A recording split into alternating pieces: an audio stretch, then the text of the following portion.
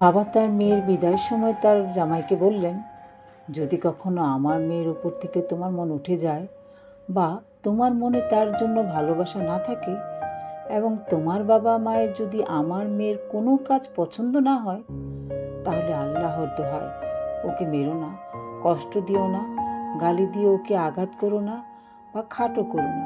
শুধু একটু দয়া করে ওকে আমার কাছে ফিরিয়ে নিয়ে এসো। আমার মেয়েকে আমার কাছে ফিরিয়ে দিও, কিন্তু আমার মেয়েকে এমন অপমান করো না যাতে সে মরতে বাধ্য হয়।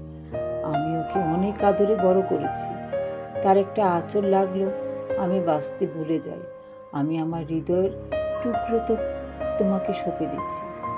ও ফুলের চেয়েও নরম, ওকে শুকিয়ে যেতে দিও না, ওকে আর কষ্ট দিও না, তাহলে ও বেঁচে থেকেও মরে যাবে, আর সহ্য করতে পারবে না।